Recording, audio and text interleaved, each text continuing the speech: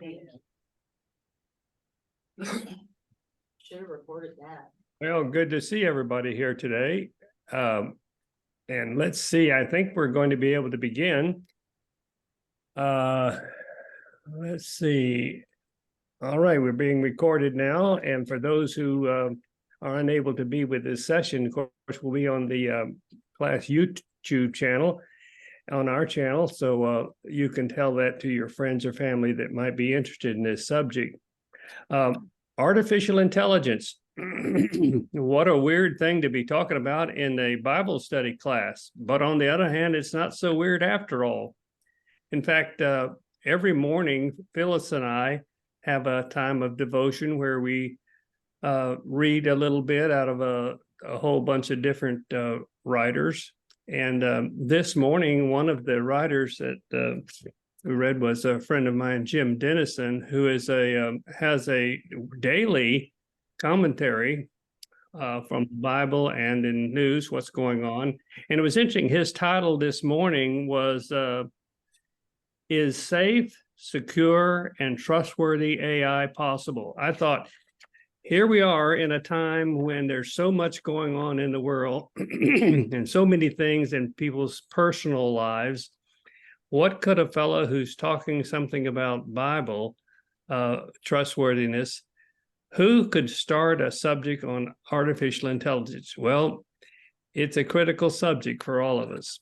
I mean, everywhere you look these days, whether it's in the news, on the internet, social media, or just your friends, people are talking about artificial intelligence. In fact, it seems to be very timely for us to be doing this series of lessons on this because, excuse me, because just in the last week, the last month, but especially in the last week, some major things have happened both nationally and internationally that pique our interest in artificial intelligence. And I think we as Christians, as Bible believers, have an obligation to be aware of what's going on and to contribute to the conversation and to take care of our own lives, our own families, as it relates to this rapidly moving technology that's going to affect all of us. I'd like to say from the very beginning, kind of what are we trying to do here? What is our purpose? I've decided what I want to try and accomplish, and you may have some questions, you may have some different ideas you can share with me, but what I'm trying to accomplish in these 2 or 3 lessons is I'm trying to help give a simple overview of AI, because I feel like there's some of you who are way ahead and you know a lot about it, but I'm sure that in a class this large and the people who are on Zoom, there are people who just don't get it. They don't, what in the world is this artificial intelligence business? And what are they talking about it being so good and maybe being so bad? So we're going to try to do an overview in some simple terms that maybe even if you know nothing about it, when you get through, you'll say, oh, I get it now. The second thing I want to try and accomplish is to help us be able to be so knowledgeable about the subject, both from a technological standpoint, but also from a biblical standpoint, that we can protect ourselves from some of the things that are happening now and will be happening more in the days ahead because of people who are misusing artificial intelligence. So I want us to help be able to protect ourselves, our children, our grandchildren. So I hope this will help you do that. Also, there are going to be some opportunities for us with artificial intelligence in our personal lives and our spiritual lives. And I want us to be able to know how we can access these opportunities and use them for the good of the kingdom and God's people. Also, I would like us to be aware of some of the dangers, but not only the dangers, the everyday values of artificial intelligence. And we're going to wrap up my part. We're talking about what are some of the key biblical values or principles that we need to keep in mind when we're electing government officials. When you're voting on people, you need to keep in mind some biblical principles. Are these people going to support the biblical principles? Are they going to support what Jesus would have us do? Or are they just going to go along with things that could be very harmful? And also, what could we judge whether we should do certain things? We need some biblical principles that turn out guidelines. There are going to be guidelines for how to use artificial intelligence, but not all of them will be biblical or Christ-centered. So that's what I'm going to try and accomplish in these few times, and I hope it'll be helpful. I want to start off, though, by introducing somebody who's going to help me in this process a little bit. We're very fortunate that in our class, one of our class members who participates just about every week in the Zoom is Becky Klein. Becky and her husband, Dale, are members of the class and participate through Zoom, and they do a lot of traveling, so sometimes they can't be here because of their jobs. But we're glad to have Becky here today. Becky, hello, good to see you. Hi, Bill. Good to see everyone. Hi, Dale. Good to see you. Good to see you, Bill, and everybody else. One of the reasons I asked Becky is because I trust her. This is a subject you don't want to just have anybody talk about it, but I trust Becky because she and Dale have been a long time couple who has been friends of ours and been in church where I was a pastor and they were members. And Becky's mother, Blanche Armanderis, is a member of our class, and she visits by Zoom. And she's always been a wonderful friend. She was a translator for me when we went on mission trips in Guatemala and down the border and all. They're all fine, dedicated Christian leaders and been a wonderful part of our family. We consider them family. And so I'm glad I trust her completely, but also because she's very informed about artificial intelligence, because of her education, but secondly, because she's in the business that deals with energy, water, and businesses who are having to use these new technologies. She's the principal of her own company, which is called Klein Energy.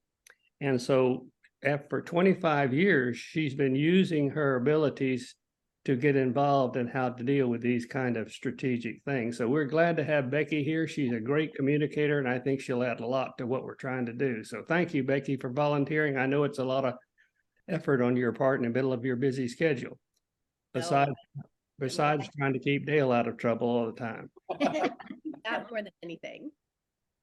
I want to begin by just saying a few things. You know, there's so much hype about artificial intelligence that I think we need to begin by just giving some thought as to just what is it and what is it not. I've seen, and you probably have too, that it is sometimes called God's greatest gift to humanity. AI can do things that have never been done before.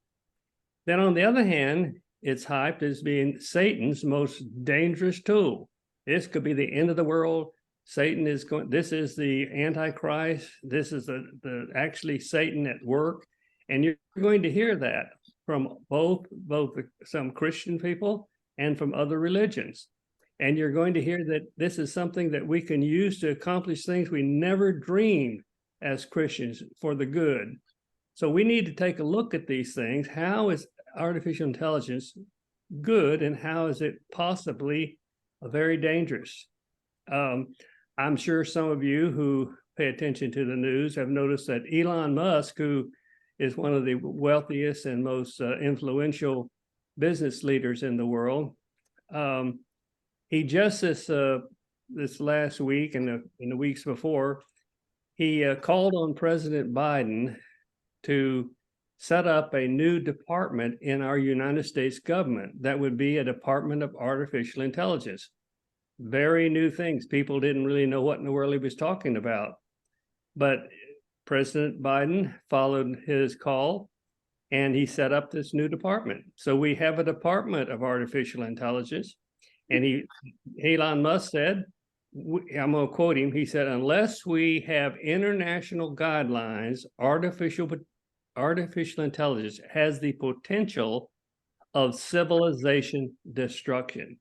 He's been saying it for a while, and he's no lightheaded person. He's conferred with many people around the country and around the world about how AI is increasing its development and its use so fast that we need to get on top of it.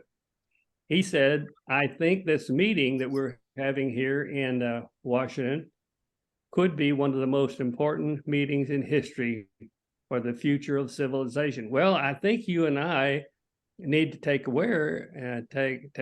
this as serious, that here these people are talking about how important it is. He predicts, just this last week, he predicted that artificial intelligence machines will be smarter and more capable than human beings within 5 years. So we're not talking about something off 50, 100 years from now. We're talking about it's beginning to happen right now, and that it's going to be advancing so fast, and we'll talk about that later, that we need to have some guidelines. We need to find some ways of helping ourselves and helping others. Musk then went on to not only meet with our artificial intelligence leaders in this country, but he went on to meet with a group of people in the United Kingdom from around the country. He and the Prime Minister of Great Britain called together delegates from 28 of the most powerful countries in the world. They met in London there to talk about what we are facing with all of these kinds of risks. I'll read one quote from you. He said that we need to get together to contain the potential catastrophe of the advances of artificial intelligence. And the Prime Minister of Great Britain got up and made this announcement. He said, the world's greatest artificial intelligence leaders are calling for the urgency of understanding and addressing the risk of AI. And so I think it makes common sense for us to just at least get the tip of the iceberg to understand, so we know what they're talking about and what's going on. I noticed this week, some of you probably saw it on all the networks, there was a report of in one of our high schools, a group of girls saw the personal impact that it happened to them. And by the way, it could happen to any of us.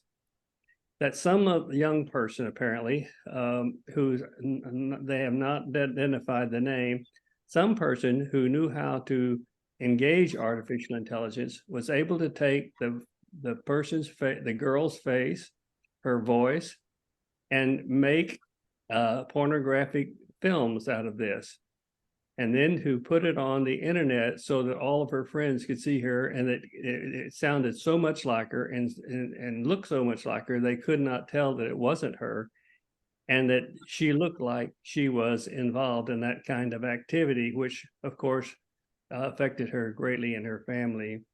What in the world can we do about these kind of things when your face, if it's seen anywhere out there, can be turned into saying anything, and your voice can be able to say things that you would never say, and yet your enemy could attack you that way. So what can we do about it?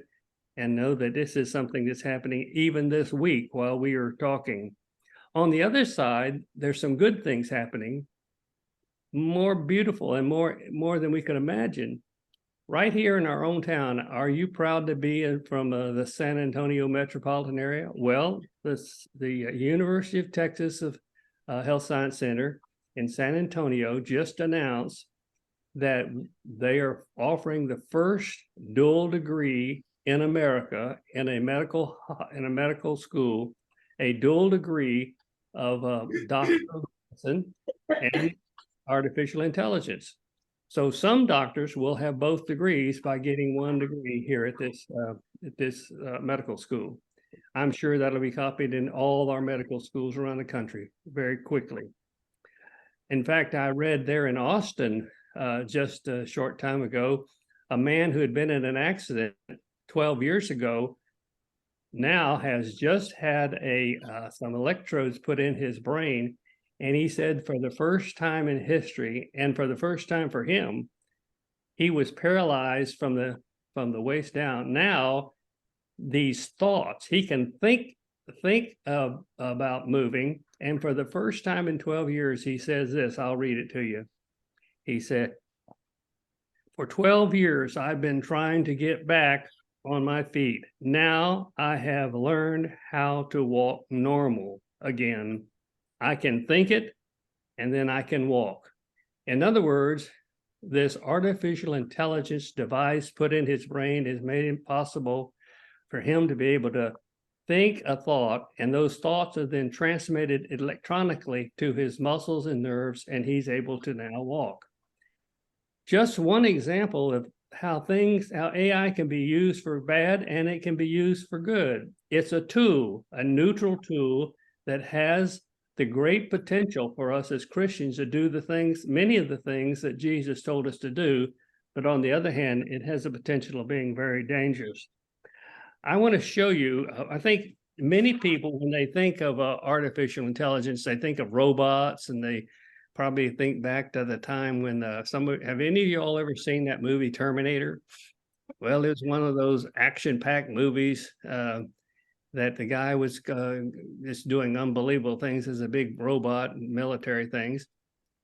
Well, some people think of artificial intelligence just being big, monstrous robots, but that's not what it is at all. Things that are happening to our people because of it. Ricky, let's take for a moment and stop talking about just what the bad things are. Tell me some of the good things that are going on, some of the things that you see happening, some of the things that you think may be happening in the future. Just tell me a little bit what you've been thinking about. Okay, thanks, Bill. Like you, this week I was reading that article about Prime Minister Sunak meeting with Musk, and they were talking about the good things that AI is doing now and the even greater things it can do in the future. And because of my past life, it made me think, what are the implications for that regarding Christians and the church? How is AI available today for both of those entities, and how will it be even more available in the future? And I thought one way it's available today, and that is in accessing Scripture.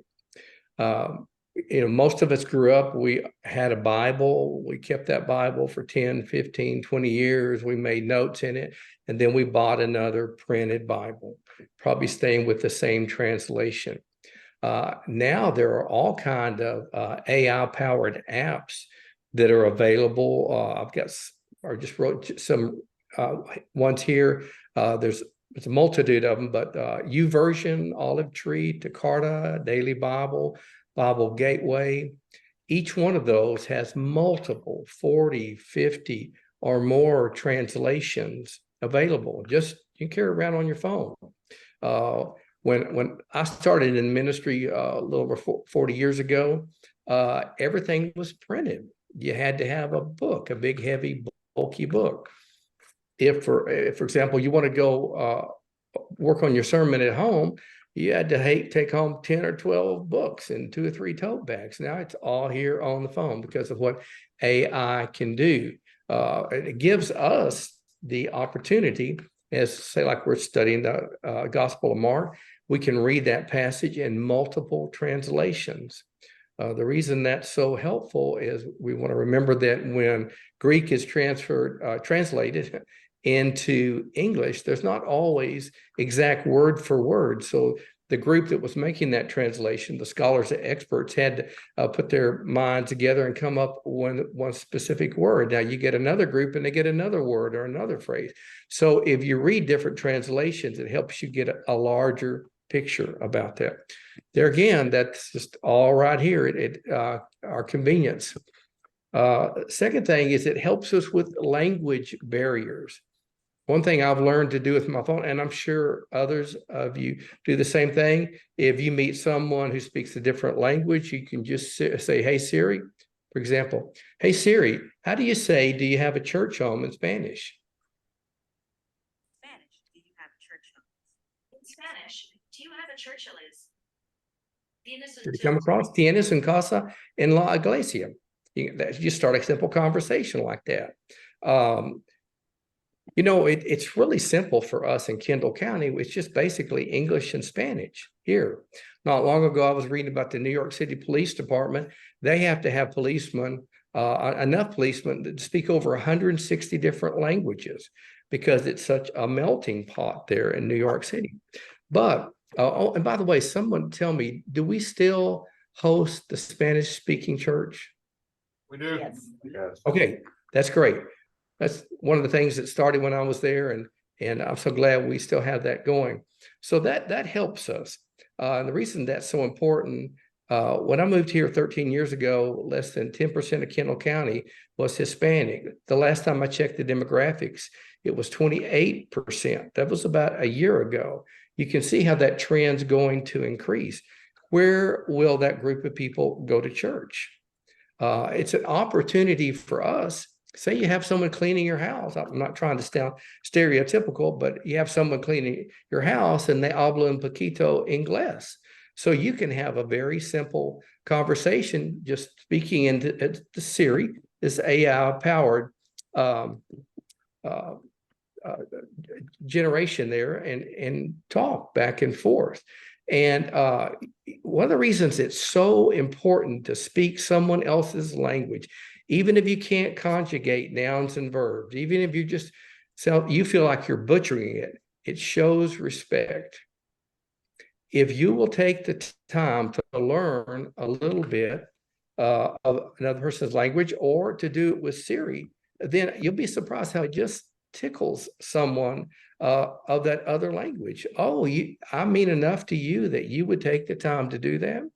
Remember, in the eyes of God, all people are of equal value and worth and dignity.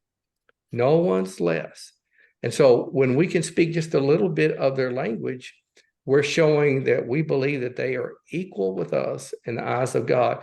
AI can help us do that. Third thing, and then I'll be through here, Bill, is that AI can help in repurposing sermons. Now, this is something new to me, and that's not bringing an old sermon out and warming it up, but it's this. It's the purpose of taking the content created for congregational presentation and then representing it in different ways, such as through blogs, podcasts, and YouTube. If you have the right app, you can cut and paste your sermon, and then you tell whatever, it doesn't go by Siri, but you tell that app, hey, convert this over into a table of contents.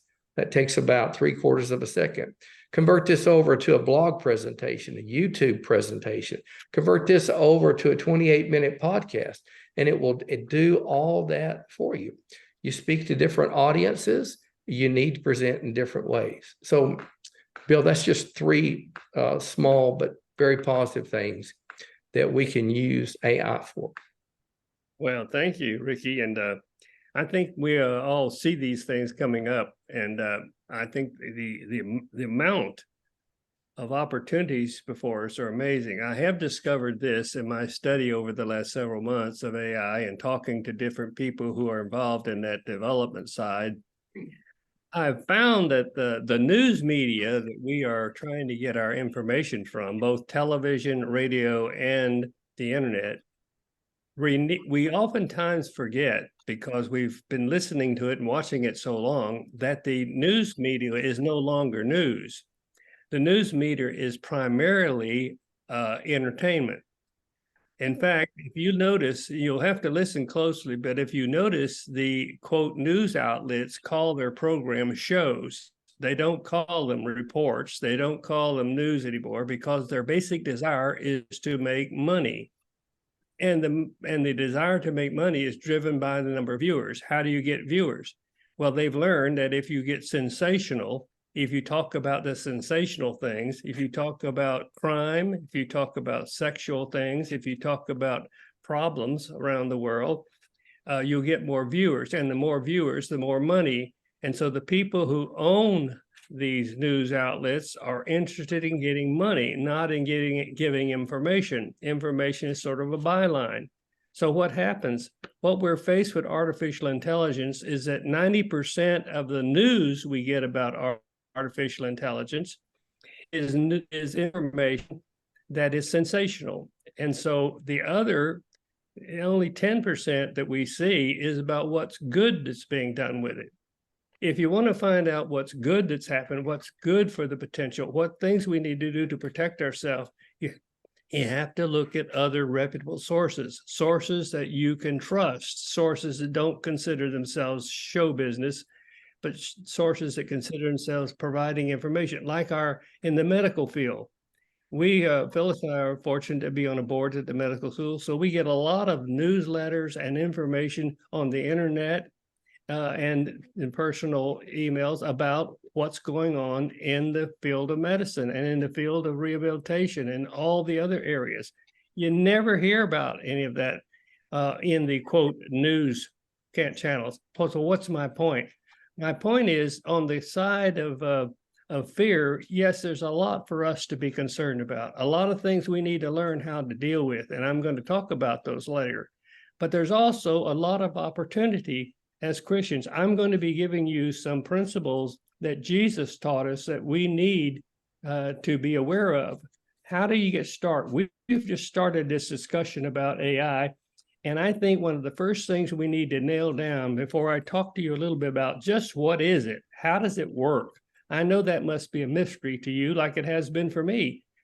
What is it? How does it work? Fortunately, my brother was in the initial stages of AI back when it started with Apple, and he explained to me in simple terms just what is AI and how does it work. And I want to talk to you that, but I want to say from the very beginning, this is a Bible class.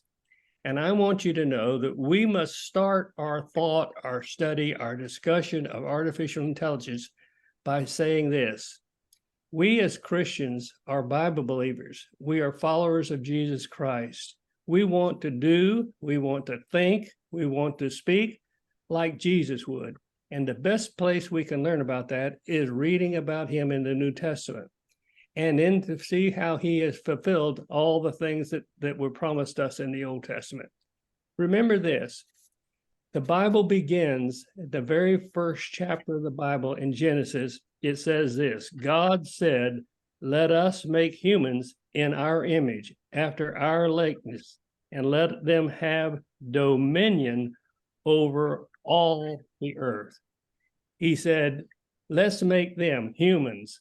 Let's make an our, that is like the Father, Son, and Holy Spirit. Let's make these humans like us. Let's give them the same kind of personality, the same kind of brains, the same kind of abilities as the Father and Son has demonstrated. Let's make them have dominion. We've given them this planet, and we said they are the height of creation. Now let's put these people in charge and have dominion. What does dominion mean? Dominion does not mean have control. That's not saying let's put them in control of everything. Let them dominate everything. It's not saying let's somehow let these people own all these things that we've given them. No, the Father is saying, let's have these people, let you humans have responsibility, that you have stewardship, that you realize your job now as a human on the planet is to take care of my planet. Your job is to protect the other people, is to manage, to utilize it, to please the Father. You know, Jesus gave us a story about that, he said, there are going to be people who I'm going to give a job to do, and I'm going to go away, and I'm going to let them be in dominion, in stewardship, in responsibility. And he said, when I come back, I'm going to see how they're doing. How do we begin a discussion of AI? We Christians begin our discussion in a different place. We begin by saying we are followers of Jesus and followers of God's word. We go to God's word to say, Father, we want to please you. We want to be responsible, to be good stewards of you. And we'll talk more about that later. How in the world can we good stewards? Let me give you a little initiative by saying Becky and Ricky have given us a little taste of how AI has become something that can be useful. And I want to tell you what some of the AI leaders are saying. Now, listen, these are people who now have been working on it for some 50 years.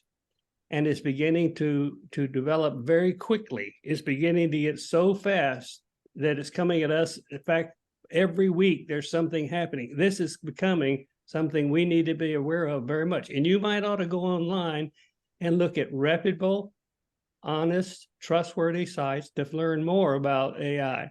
But I just wrote down some things that some of these leaders are predicting. People like Musk and Bill Gates and Kurzweil and all these people who are the leaders in the world with artificial intelligence. They're saying the forms of artificial intelligence are beginning right now and will, in the not too distant future, be able to conquer all forms of cancer, to get rid of it, be able to get rid of all the devastating diseases like, well, all the ones that we all have.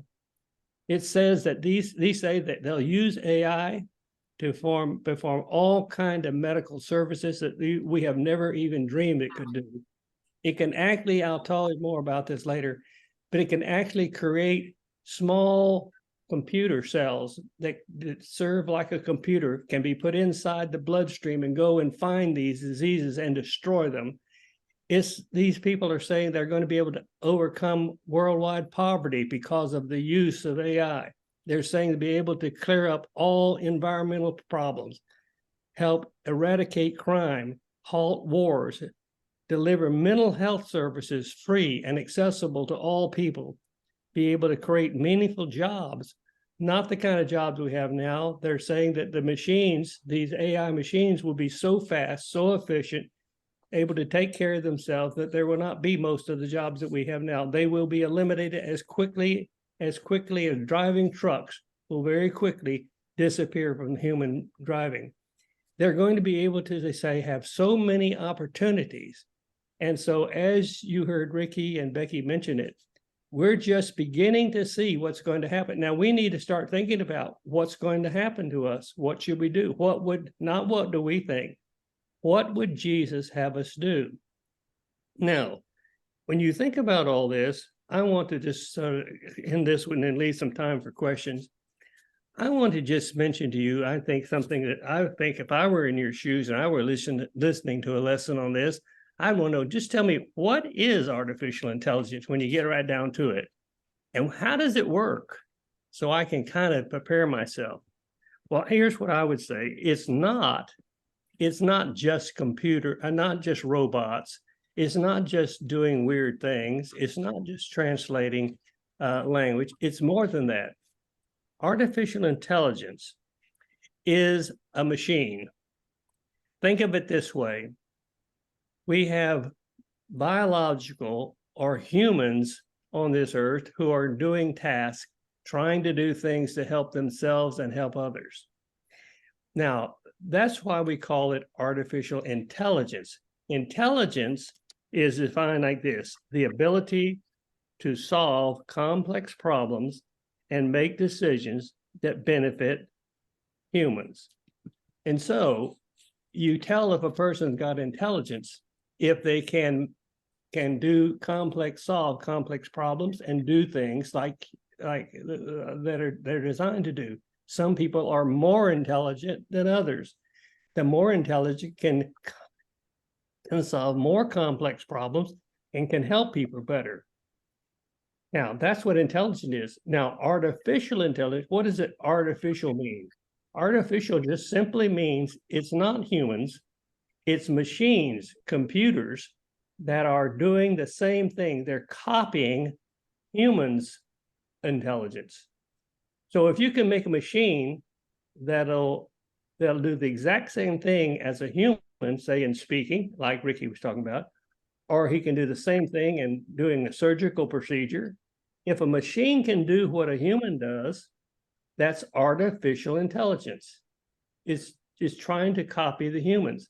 Only what's not happening is these artificial machines, artificial computers are able, if now that things are moving so quickly, they're able to do it much faster, more accurately, not make so many mistakes, cheaper, rather than paying somebody's insurance and paying when they're not there and all that.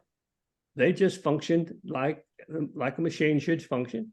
So artificial intelligence, mark this down so you get it simple. I think sometimes we get confused. Maybe it's out in the middle of the sky on a cloud somewhere, or maybe, no.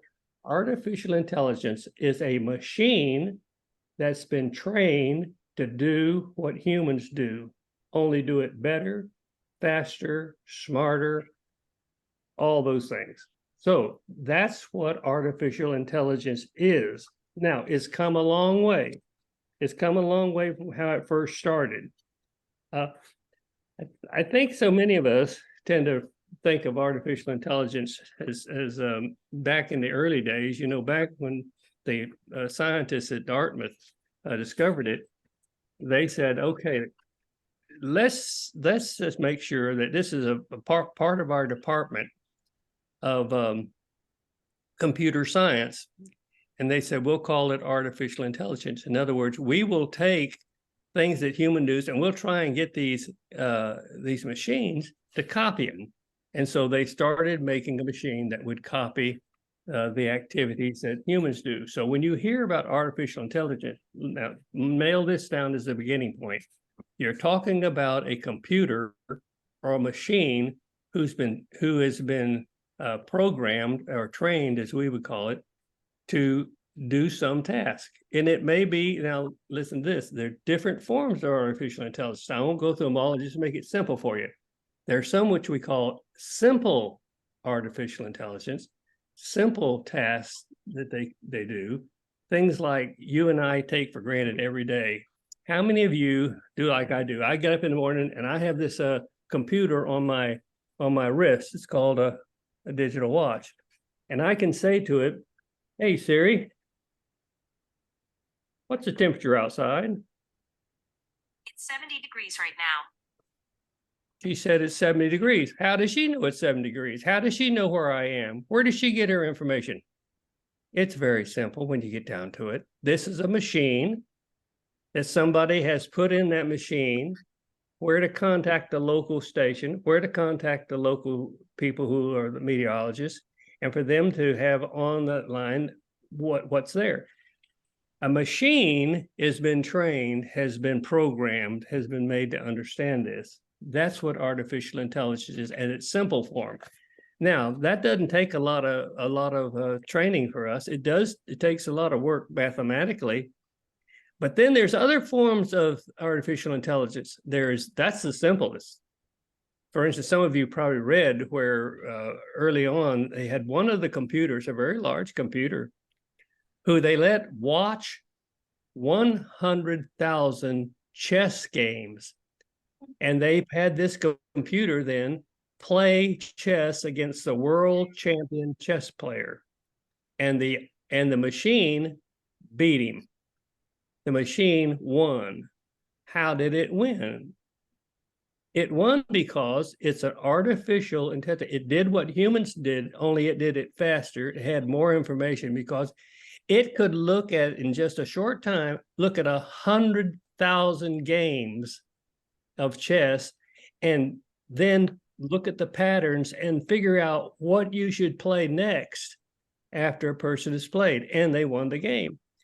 This is a machine. So artificial intelligence is using a machine, a computer, to do things that humans do it. That's what you're dealing with, a machine or a computer. Now, I would like to just mention here when we talk about how does it work, I found somebody that said this to me, and it made a lot of sense. It was really helpful. That one of the easiest ways to understand how these computers work is to say, let's put it in a simple form like this. If a child was being taught to bake a cake by a parent, the parent would start off by telling the child and showing the child the ingredients, show the tools, pots and pans and stuff. They'd show all of these different things. Then they might even write it down. Then they would tell them how to mix it. And they would tell them, in other words, they go through all the steps from the temperature to how long to leave it in, the whole 9 yards. Well, guess what? When they got through, the child could read those directions and the child could then bake a cake. What's more interesting, the longer the child did that over and over, eventually that child would probably memorize those steps and wouldn't have to look at the paper, and the child would be able to do it all. But guess what? That's what we call learning. What if you took a machine and you taught the machine those same things. Today, have you heard this word that you don't know what in the world it means? The word algorithms. Algorithms is a simple word that means to be able to train a machine or computer with certain formulas and certain steps to do what you and I do. Algorithms are complicated scientific codes that people put into a computer so it can do things. It may be as simple as turning a jar to close it in a manufacturing line. It may be picking up a part and putting it on a car in an assembly line, but it's being taught by a human. So a machine, like a child, if he does it enough times, he'll get it right. Now he'll make some mistakes, but then he goes back and do it over. Machines do the same thing. Artificial intelligence is like training a child to do complex things. Now, think about this. Instead of writing it down, instead of telling it, what if a child could just observe the mother pulling together ingredients, pulling out the pots, setting the clock on the oven, doing all those things just by observation and repetition? After a while, the child had it. What if you had a machine that could observe what's happening and can then repeating it? Artificial intelligence is when the machine starts observing and doing the same things that humans do it, only they to do it much faster. My brother, when I was telling him, what does it mean that we are living now in a time where we, as Becky had mentioned, we can't even conceive of how fast things are happening. We can't keep up with it hardly. My brother said this. He said, it's kind of this way. In our day, in the olden times, which means last year, and 20, 30 years ago, things multiplied, things added up, but not anymore. With AI, things are happening so quickly with this science that it's what that's happening is called exponentially. And let me tell you how that works. There's an old Chinese proverb that says a king came to a poor man that he really appreciated his humble service. And he said to the poor man, I'll tell you what, would you now let me grant you a wish, anything you want? The poor man said, I would just want one bag of rice. And so the king said, no, that's not enough. You need more. He said, oh, yes. He said, I just want one bag of rice. He said, well, ask for a little more than that. He said, well, give me a double each day for 41 days. He said, so you want one bag of rice, and then tomorrow you want 2 bags of rice, and so forth for 41 days. He said, yeah, that's right. The poor man was smarter than the king, because if you double the amount every day in 41 days, you have 1 trillion bags of rice, and you own all the rice in China. That's what's happening with us. It's hard for us to think of it. In artificial intelligence, knowledge and information is being able to be fed into these computers, being memorized, being learned, being stored. Knowledge is coming so fast. It is exponentially, not multiplied, but doubling, so that the knowledge that used to take 50 years to perfect it is now in many fields taking a matter of minutes. And as I was talking to my oncologist this past week, the same thing is happening in cancer research and all these other medical fields. Now, let me ask one question here before we offer you a little bit of time to ask questions. Becky, how would you say that AI is being used right now for our spiritual lives? What can we do to increase our spiritual, our personal lives with AI? Well, excuse me. I think that's a great question. And Ricky kind of touched on that. One of the things that I think is a question that is very material to this is just a basic question. And that is, how do we think about the morality of AI and the technology? Does it have any morality?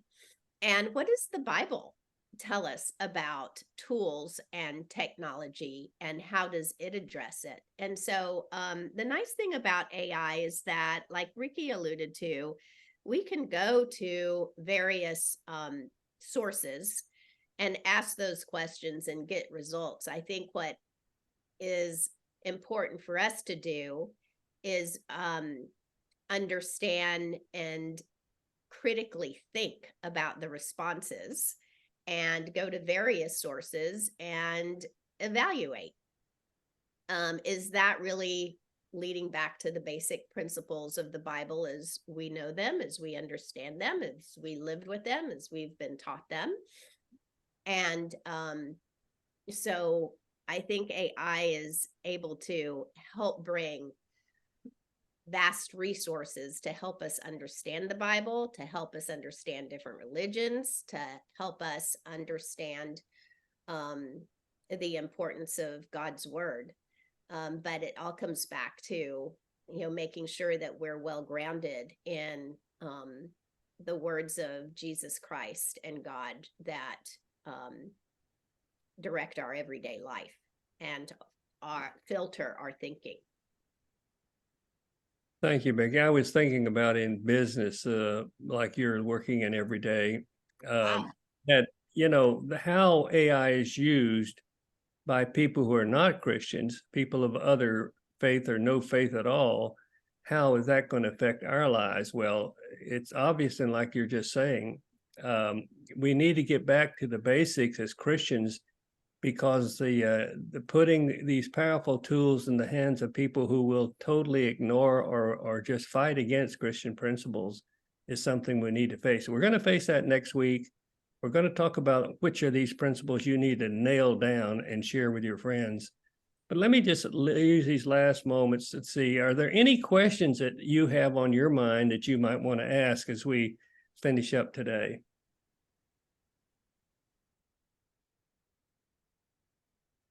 Oh, everybody knows it all. That's great. Bill, this is Janet. Uh-huh. Janet? Becky kind of touched on the morality issue, and an example that Chris and I are related to is that Southwest Research is one of the leading developers of autonomous driving vehicles. And there are a lot of ethical decisions that have to be made when you, quote, train a vehicle to drive itself. And so, as Becky alluded to, again, you got to have the right people in there that can make those ethical decisions about, do you drive a bus of 100 kids and hit somebody in the road, or do you save the 100 kids? So ethically, everybody's on board with, hey, let's do autonomous vehicles. We can get from point A to point B quicker, but how you program that vehicle to do it has a lot of ethical stuff that needs to be weeded out. So when I think of AI, I kind of think about the morality, like she said, the ethical part of it. How is it being implemented in that machine learning and that program? Just a little bit more on that. For example, if your car is driving and it's going to need to make an evasive move, either right or left, and to the left of you is a car full of 5 people, and it knows those 5 people, knows who they are, knows the car they're in, they're doing autonomous as well. And the one to the right of you has 2 people, but they're your family. Which way does your car go? Because somebody's going to die. Wow. And I think that's a great illustration, because I think we all understand that we can form all the guidelines we want, all the principles we want. The question is, who's doing the forming? When we've got people of all different faiths and people of no faiths making the rules. And then after the rules are made by people we don't agree with, are we aware of what Jesus's ethical principles are? Are we just kind of making up what we feel? We better talk about that next week. Anybody else have a question or comment? Yeah, one thing for maybe we can talk about next week, but one thing I'm worried about is, as AI develops, is it also going to develop tools that tell you what's the truth and what isn't? You got an election coming up next year, and you can create all kinds of things that are not correct. So is AI gonna have some tool that will tell you this is false, it was created, not based on facts? Thank you, Les. That is critical. And I think it's more critical than ever in this next year with elections coming, when all of these deep fake kind of videos and audio, all these things will tell us things, and they look and sound so true, but we know there are many of them will be fake. They will just be persuasive, but absolutely false. Phyllis? When you mentioned the scripture about being created in God's image, I think part of what that means is that God is a creative being. I mean, look around. And that means that if we're created in his image, we are creative beings. But as a writer, and you as an artist and as a musician, I'm greatly concerned about AI's influence or control, or I don't even know what to call it yet. There may not be a need for writers anymore, because you can just plug it into Chat GPT, write a book like Phyllis Clark Nichols would write, and all of a sudden you got a book. Right. Yeah.